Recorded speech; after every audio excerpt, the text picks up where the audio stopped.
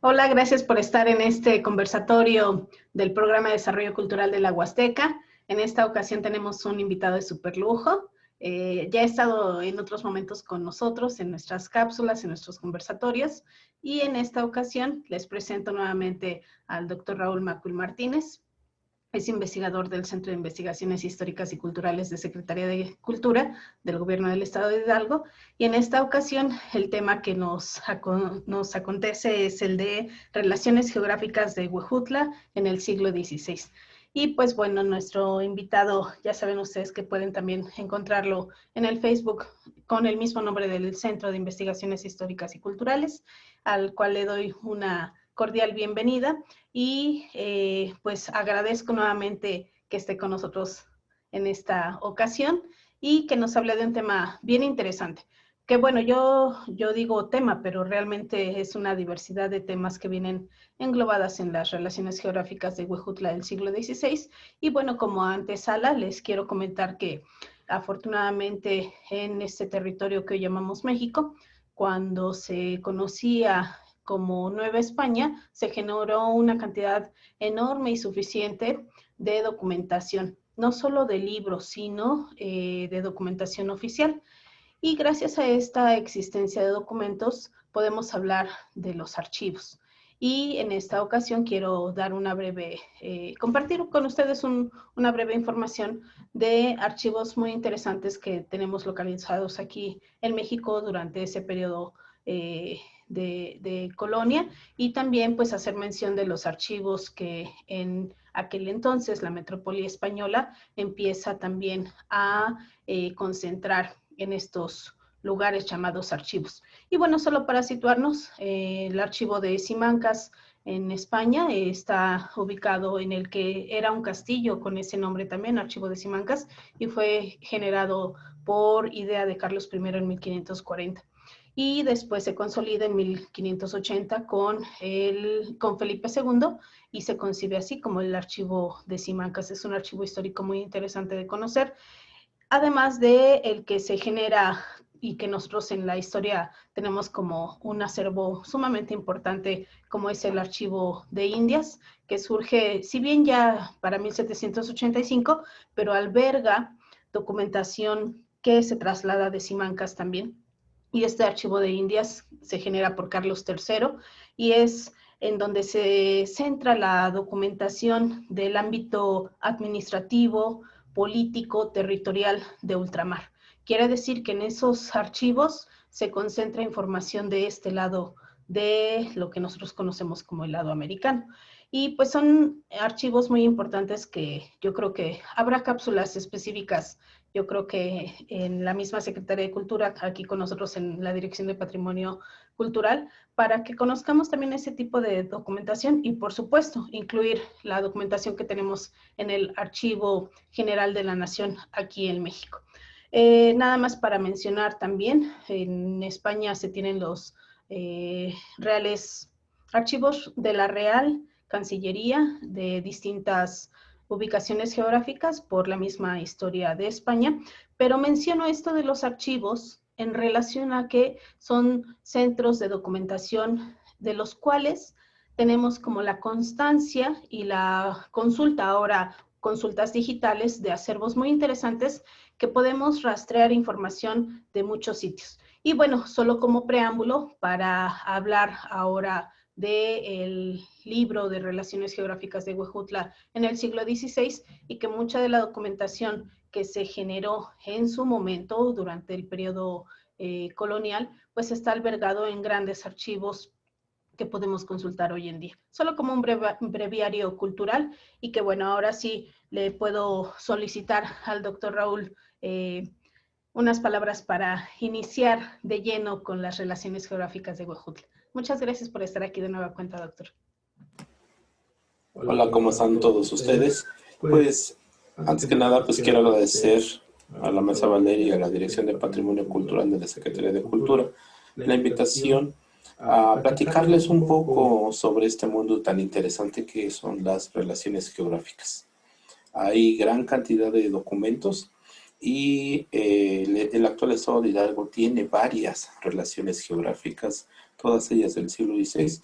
Son muy importantes, muy interesantes, porque como que nos dan como un panorama general de lo que había y existía en aquellas épocas, tanto pueblos, comercios y además de gente y también el ámbito natural.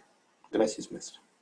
Gracias, Héctor. Pues bueno, le quiero preguntar, ¿qué son las relaciones geográficas?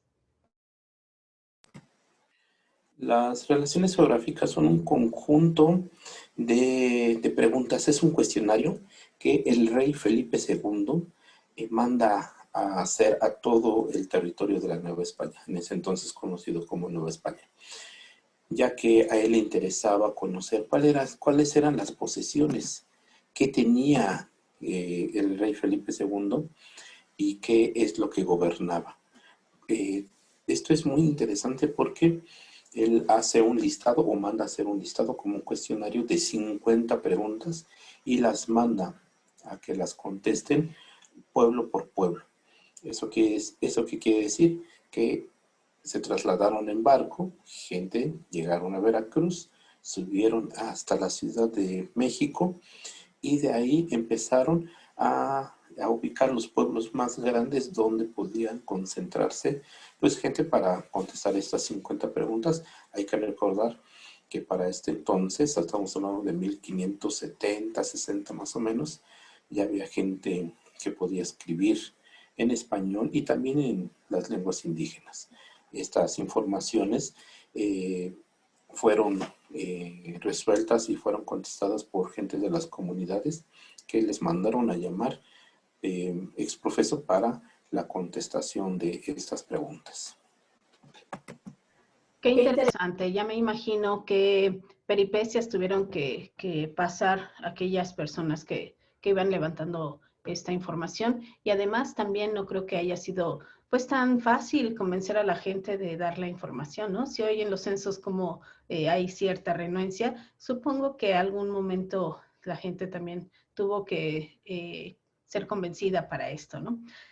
Pues bueno, doctor, ¿nos puede platicar, por favor, cuándo se genera esta obra? Si bien nos ubicamos en el siglo que nos acaba de mencionar, pero ¿algún dato más al respecto de la temporalidad de esta obra? Existen diferentes tiempos o años en que fueron resueltas estas preguntas. Para nuestro caso específico, la relación geográfica de Huejutla o de Huexotla, como dice el texto, la última hoja está signada en el año de 1580. Además de que hubo presencia de al menos 2 intérpretes, porque hay que recordar que para 1580 la gente que hablaba en náhuatl pues era pues una gran mayoría allá en la Huasteca y por lo tanto necesitaban más traductores. Además, también asistieron varios españoles que ellos se dedicaron a recabar a las personas o a llamarlas para que estuvieran en el tiempo y en el momento que las citaban para contestar estas preguntas. Las preguntas vienen en español, pero los intérpretes las hicieron las traducciones a la lengua mexicana para el mejor entendimiento de la gente que le estaban preguntando. Pues prácticamente ya nos adelanta esta información de cómo se elaboran las relaciones geográficas a través de cuestionarios, a través de las traducciones al idioma originario. ¿Y tiene algún otro dato al respecto de la elaboración de estas relaciones? Sí, maestra. Este cuestionario, pues como ya lo comenté, fue hecho en español en papel europeo, que era un papel caro, y como era una orden real, entonces te tenían que hacer rápido y mandarlas a los pueblos. Pero cabe la duda, de la Ciudad de México hacia la Huasteca, pues es lejos, y hoy en día sigue siendo un poco retirado. Más para el siglo XVI, pues no había carros, no había como más transporte que el caballo o a pie. La gente que iba hacia la Huasteca, pues ya tenían como los caminos y las veredas ya bien delineadas para caminar. Esto fue una obra o fue obra de los pochtecas en la época antigua y después de los arrieros, ya tiempo más después. Hay que pensar también cuánto tiempo tardó de llegar el documento de Europa hacia Veracruz y de Veracruz subir las cumbres de Maltrata, el altiplano, llegar a la Ciudad de México y de ahí hay que imaginar también, hay que usar la imaginación para ver o imaginarnos el tiempo que llevó de la Ciudad de México hasta la cabecera principal que era Huejutla o Huexotla. Pues tuvieron que ir caminando, visitando pueblos y pueblos y pueblos hasta llegar allá. Cuando llegaron a el convento, porque eran como los lugares más propicios, el convento o las casas donde gobernaban los españoles, pues llegaban ahí la gente que estaba señalada para distribuir las preguntas, descansaban y entonces de ahí empezaban a llamar a la gente por los correos. Los correos era la gente que se estaba encargada de las comunicaciones con las comunidades.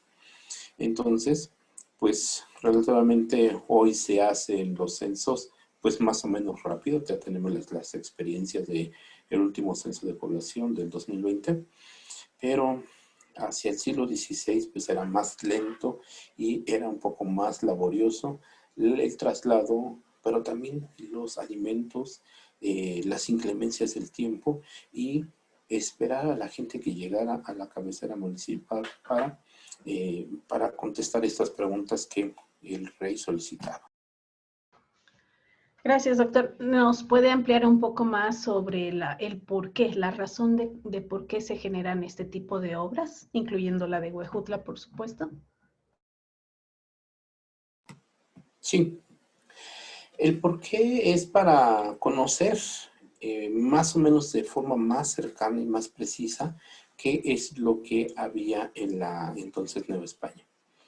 El rey solicita que es el informe cuántos pueblos de indígenas había, cuántos pueblos españoles, cuántas ciudades españoles, pero también cuántas lenguas hablaban en ese entonces y las costumbres que había en la antigüedad. Ese es un apartado bien importante que más adelante les voy a comentar. Pero también el interés era sobre el tipo de gobierno, los animales, el tipo de minerales que había en la tierra y las salinas, que es la sal para los alimentos.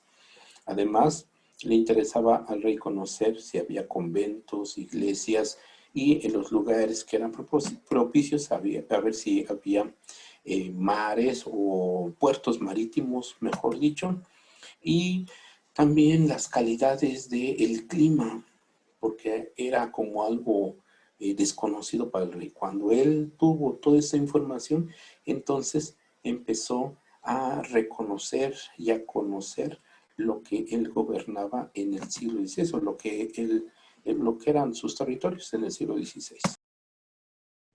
Se sabe que en el periodo llamado colonial, pues nunca vino un rey de la metrópoli española a este tipo de territorios, ¿no? No viajó tampoco a las Filipinas, no era necesario. Yo creo que haciendo énfasis en la existencia de este tipo de levantamientos de información, la cuestión de la administración, ya sea política o en este caso en cuestiones religiosas de gobierno, pues era precisamente para una muy buena administración a tal grado que nunca tuvo la necesidad de venir uno de los reyes de este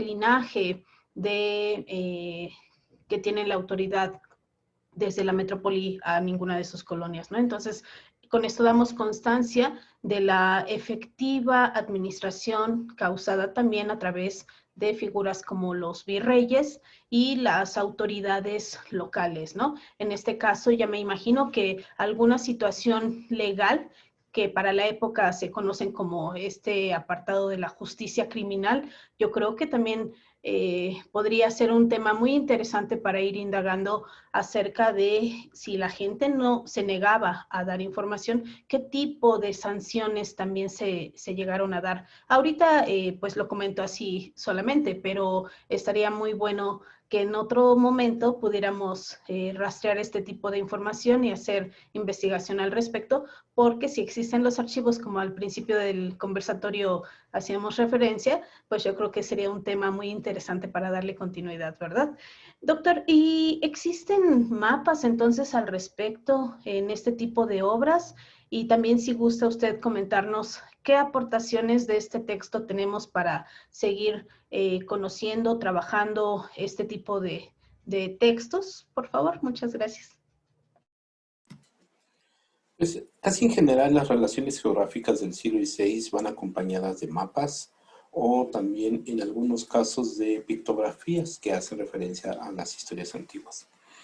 Por ejemplo, tenemos la relación geográfica, aunque no es el tema, pero sí es pertinente mencionarlo.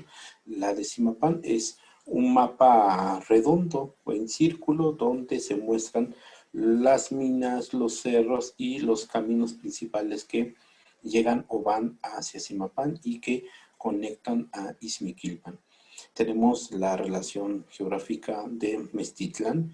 Es un mapa, va acompañado de un mapa muy ilustrativo en color verde donde se muestran los cerros y el convento que se destaca y la gente que se dibuja o que se documenta todavía con arco y flecha.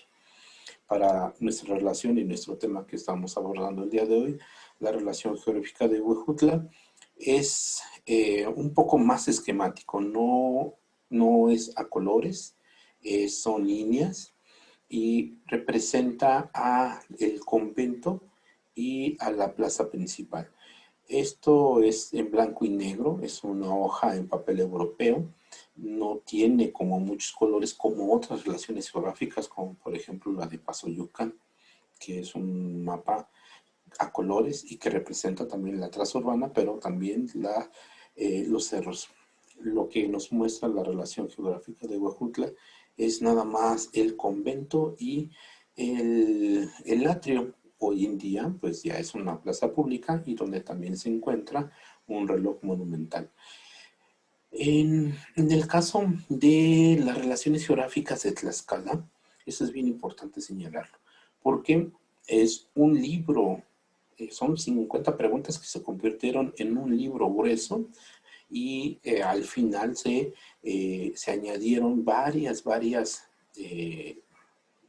dibujos que hablan desde la época antigua, la llegada de Hernán Cortés y un fragmento de lo que se conoce también como el lienzo de Tlaxcala. Esto es impresionante porque va cambiando de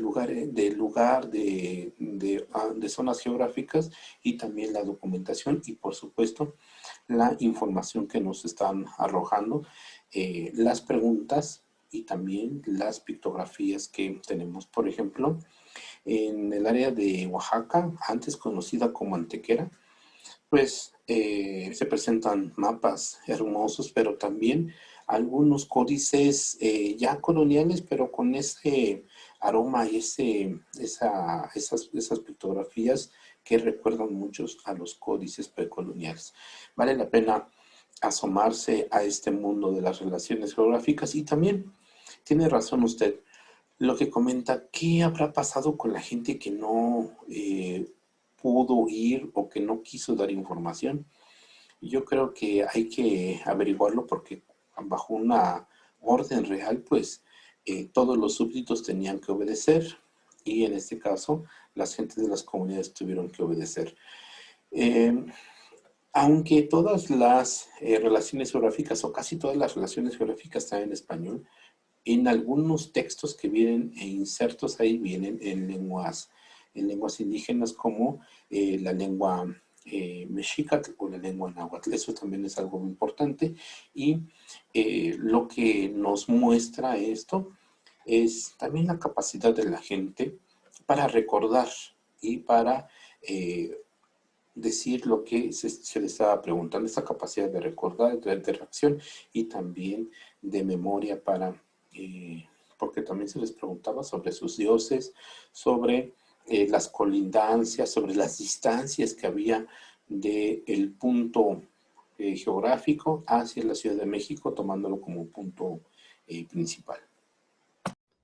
Ahora que lo pienso, yo creo que podemos dar un seguimiento, por ejemplo, en la documentación que hace un rato mencionaba del archivo de la Real Chancillería, que así se conoce en España, para nosotros es Cancillería de Ciudad Real, en donde fueron los primeros sitios a donde la documentación de esta índole territorial y administrativa, política, se lleva a España, y luego hacer el rastreo en el archivo también de la Chancillería o Cancillería de Granada, y por supuesto cuando se traslada información sumamente importante, cuando se gesta el archivo de la Real, más bien la Real Audiencia en Sevilla, pues dar seguimiento a esta documentación que se gesta en torno a las relaciones geográficas, y ya me imagino la consulta en el archivo de Simancas o en el archivo de Indias, cuánto ha de haber, ¿verdad? Tenemos como los puntos de oportunidad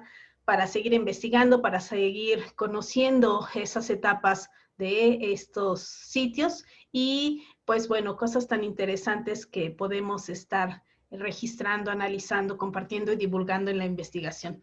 Doctor, ¿algo más, por favor?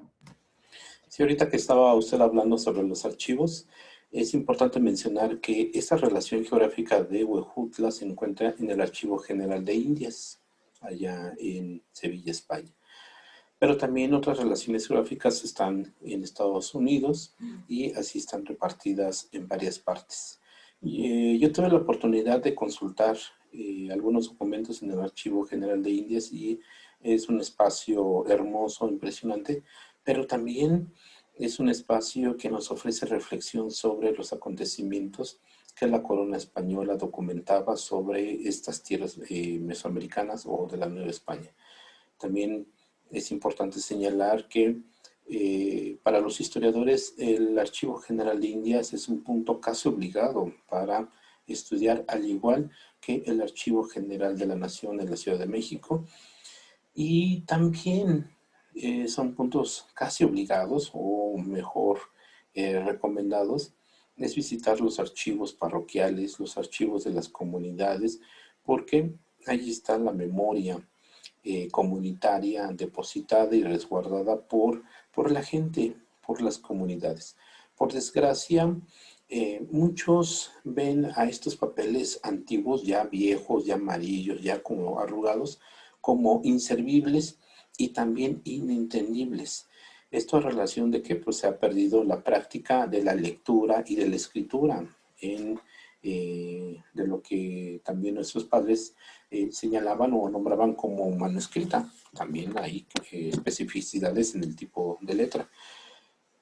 Esto es importante señalar porque hay que cuidar los archivos, hay que cuidar los papeles, porque son nuestra memoria, son el legado que nosotros estamos dejando a nuestros hijos y a las futuras generaciones. Sí, la forma oral también se pasa de boca en boca, pero la documentación también debe de sobrevivir.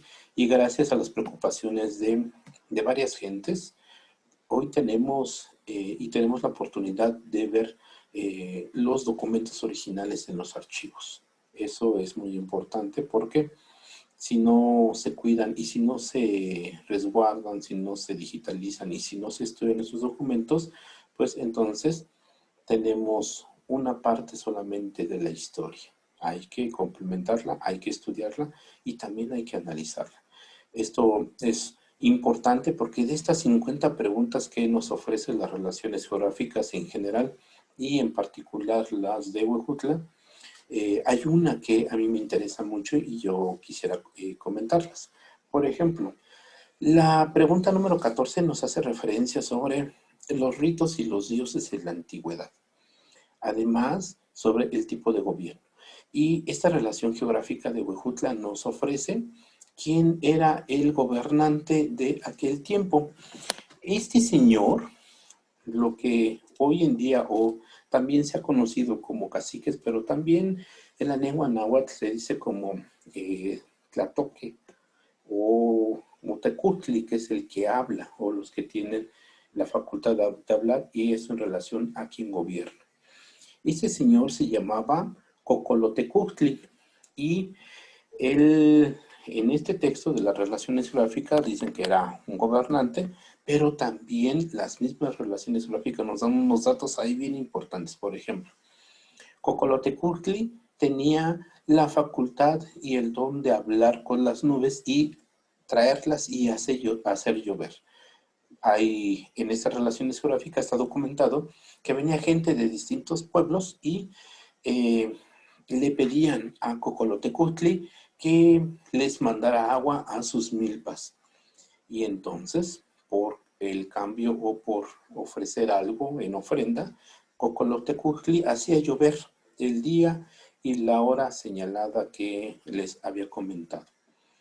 Cuando el escribano empieza a documentar, se acuerda que en la zona de la Huasteca, en el siglo XVI, por ahí de 1580, cuando se termina la documentación, se menciona que uno de los dioses principales de esta zona, no quiere decir de toda la Huasteca, sino de Huejutla, era Tezcatlipoca, y que en cada pueblo había casas, o sea, había pequeños zacuales o de lo que se conoce en español como pirámides, y ahí se tenían las figuras de Tezcatlipoca y de otros señores que les daban ofrenda, les quemaban copal, les rociaban pulque, o también ya más adelantito, y hasta en la actualidad les siguen rociando aguardiente y les quemaban tabaco. Aunque son pocas líneas, esto nos da un panorama importantísimo para tratar de reconstruir la vida antigua de los pueblos en relación a los dioses y también a la gente que tenía la facultad de hablar con las nubes, tenía la facultad de curar y de cuidar a las comunidades, lo que hoy se conoce en la lengua mexica o en la lengua náhuatl como los tlamatque, que son los sabios, son la gente que sabe cosas. Bien interesante todo lo que nos cuenta, doctor. Yo espero que, como siempre, la invitación de su participación sea continua y pues la colaboración en el Programa de Desarrollo Cultural de la Huasteca junto con el Centro de Investigaciones Históricas y Culturales no deje de darse. Finalmente son trabajos hermanados los que se van realizando para ir teniendo este tipo de información que yo insisto, información que nos forma, información que nos nutre, información que nos hace cada vez más cultos de lo nuestro también, ¿no? Porque si bien también sabemos que existe un desconocimiento para población que no ha tenido un acercamiento con cosas tan interesantes como estas y que prácticamente gente que es de esta zona, a veces por este desconocimiento, pues no se valora al 100% todo lo que se tiene, ¿no? Y yo, por ejemplo, que veo las cosas desde fuera también, pues puedo tener la certeza que el trabajo que se realiza desde el Centro de Investigaciones, pues yo sé que tienen un plan en acción para cursos de paleografía, también en apoyo al Centro Cultural Regional de Tepeapulco, que como bien podemos resaltar en esta ocasión, también es un gran aliado para el seguimiento de las actividades culturales en el rescate, valoración y difusión de la lengua náhuatl. Entonces creo que tenemos una sinergia, yo creo que muy interesante para seguir conociendo de estos temas y más, ¿no? A mí también me gustaría platicar, por ejemplo, de las cosas que en ese cuestionario de 50 preguntas no se hicieron.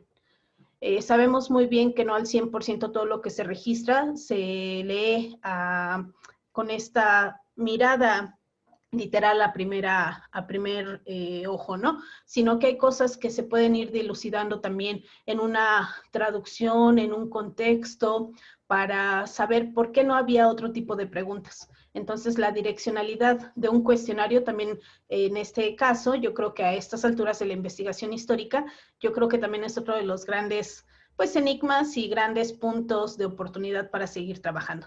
¿Qué no se dijo en estos cuestionarios? ¿Qué no se planteó o por qué no se plantearon otro tipo de preguntas, verdad? ¿Qué opina al respecto, doctor? Pues es un punto interesante lo que usted está señalando.